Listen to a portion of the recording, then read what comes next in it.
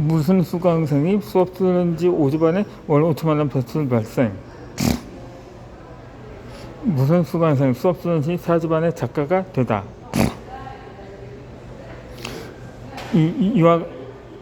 이러한 모든 교육이 수강생들의 마음을 헤아리지 못한다. 그들의 진심을 가지고 마케팅을 하고 장사를 합니다. 그 과정에서 어떤 것들을 따라야 할지 혼란스러울 것입니다. 과연 진짜가 뭔지 고민이 될 것입니다. 하지만 이제는 이 영상 하나만 한 편만 보아도 충분합니다. 또 관련 책에서 나오는 방법들로부터 우선순 삶에 적용해보길 바랍니다. 여러분들의 콘텐츠와 경험이 융합되었을 때 시너지 효과는 상상할 수 없을 만큼 클 것입니다. 이 영상을 시청하신 여러분들이 굳이 원하는 일을 하면서 만족스러운 수익을 내고 행복한 삶을 살기를 진심으로 기원합니다.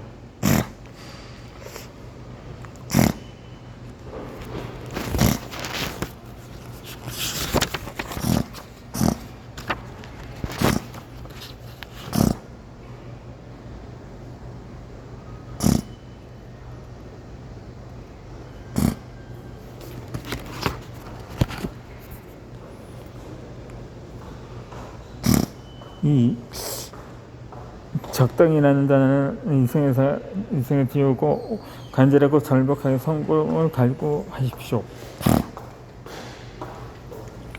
안정적이라는 단어에 매몰되지 말고 어떻게든 끊임없이 발전할 수 있을지 고민하십시오. 안정은 도태를 불러오고 적당히는 나태함을 불러옵니다.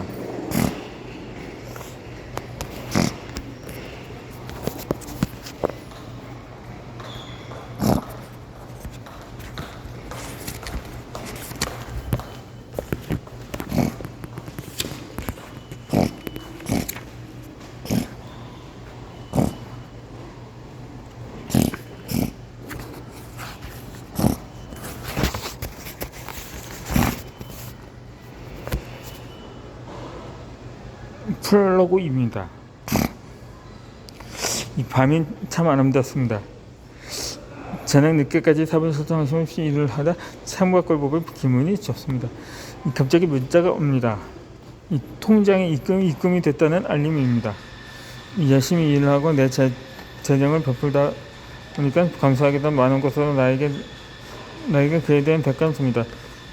그 결과 현재는 5개 정도의 소득 파이프라인을 만들 수 있게 했고 연봉으로 치면 3억 이상을 벌 수 있게 되었습니다. 불과 1년 전의 나라면 상상도 하지 못할 것입니다.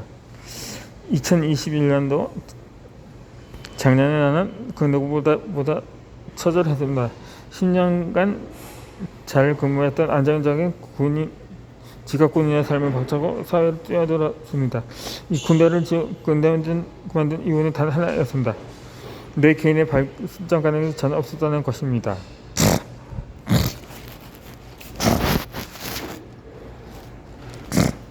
나는 어릴 때부터 직업군인이 될 수밖에 없는 환경에 있었습니다.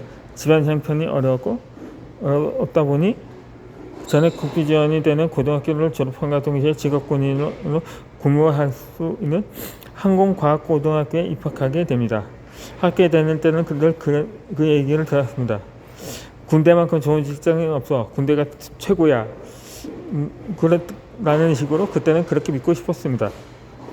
그러다 보니 20살부터 30살까지 군생활을 하면서 불합리한 게 있어서도 내 가치관과 맞지 않더라도 꾸역꾸역 참으며 버텨왔습니다. 왜냐하면 두려웠으니까요. 이 군인 말고 다른 일을 해본 적도 없고 해볼 용기조차 나지 않았으니까요. 하지만 더 이상 이렇게 살 수는 없다고 생각했습니다. 나는 부자가 되고 싶고 성공하고 싶었습니다. 그래서 다양한 활동을 했습니다. 이 군인의 신분으로 책도 썼고 강연도 했었습니다. 그러나 내가 하는 활동들은 군대의 업무와 관련이 없었고 그렇기에 나를 안 좋게 보는 사람들도 많았습니다. 군대에 있을 때 나는 1%였습니다. 타고난 1%가 아니라 이상한 1%. 99%의 평범한 사람들이 순응하고 살았지만 나는 순응하지 않으려고 노력했습니다. 그러다 보니 왠지 나만 이상한 사람이 된 것 같았습니다.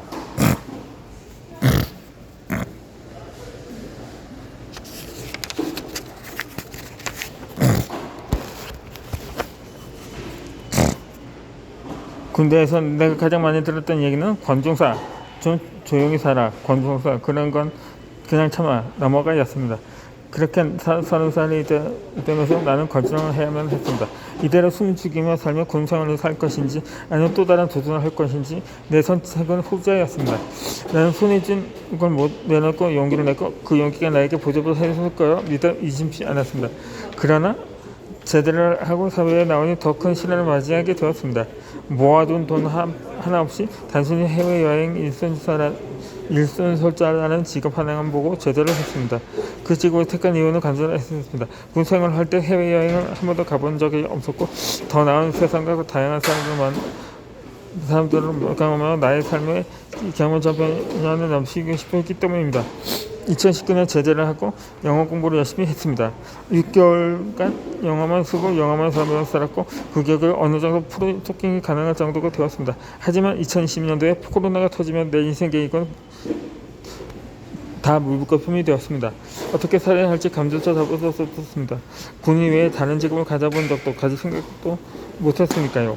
마칠 것이 없는 암흑의 천을 손전등 하나 없이 우적도 거는 느낌이었습니다. 하지만 그렇다고 포기할 수는 없었습니다. 간지럽기에 배달 RF와 일용직을 하면서 근거리 생계를 유지하며 버텼습니다. 제대를 한다고 했을 때 너 후회할 건 그냥 안정적으로 살지 그렇게 위험한 선택을 하냐면 비웃던 사람들이 생각났습니다.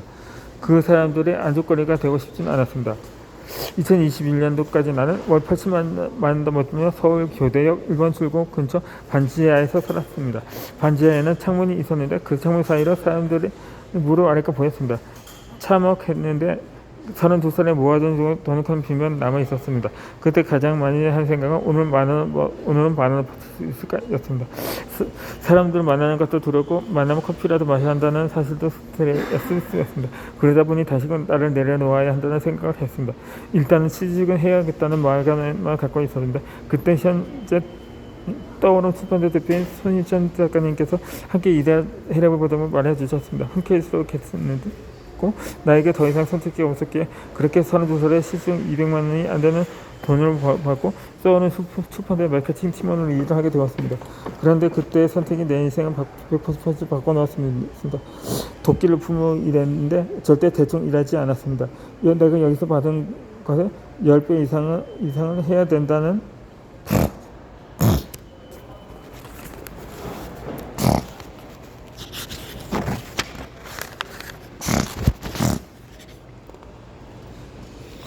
마음가짐으로 임했습니다. 그러므로 보니 내가 만들었던 콘서트로 책이 역주행하고 평면하게 상승하는 보며 스스로에 대한 확신이 생겼습니다. 그렇게 재미있게 일하다 보니 외주관계도 많이 받게 되고 7월에 200만 원도 못 벌었던 내가 불과 4개월 뒤인 11월에 순수익 월 1,000만 원을 달성할 수 있었습니다. 아직도 기억이 납니다. 월 1,000만 원을 찍었던 그 순간에 집에서 혼자 소리짐을 방방 뛰었습니다. 누구에게 월 1,000만 원 고작일 수 있지만 그땐 나에게 1,000만 원을 감히 내가 이룰 수 없는 신의 영역이기 때문입니다.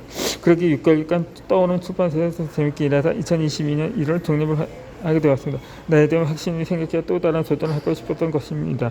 마인드셋 출판사를 만들고 내 첫 책인 잘살아 그게 책을 부가다가 나왔습니다.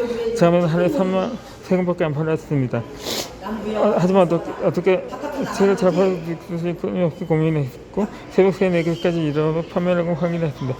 그 결과 그게 책의 복수다라는 국내에서 5위까지 달성했을 정도로 베스트셀러가 됐고 현재 마이크로텍 출판사가 단단해질 수 있는 계획을 만들어준 결정적인 책이 되었습니다.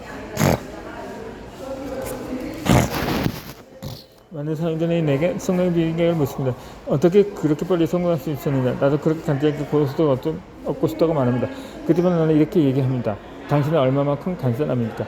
나는 정말 간절했습니다. 얼마나 간절했냐면 반지하에서 할 때 본인에게 연락을 잠시 끊었었습니다. 너무 감사하고 사랑하는 분들이지만 내가 발전하고 성공을 위해서는 잠시 연락을 끊어야 한다고 확신했습니다. 늘 전화를 하면 내 걱정을 하고 고향인 부산에 내려와서 직장을 평범하게 살라는 말만 하셨습니다. 하지만 나는 그렇게 평범한 삶을 살기 위해 30살에 그런 결정을 내는 게 아니었습니다. 그렇기에 철저히 성공만 보고 독일뿐만 앞으로 나갔고 그 결과가 아직도 많이 부족하지만 사회적으로 봤을 때 어느 정도의 성공을 이루게 되는 것입니다.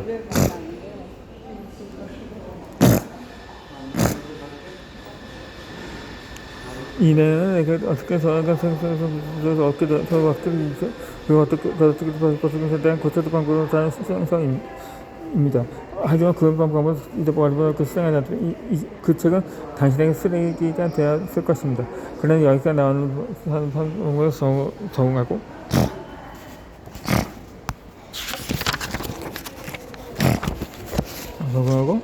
단 하나의 신청을 노력하면 자녀컨대 그 책은 여러분에게 1000만 원 이상까지가 좋았을 것입니다.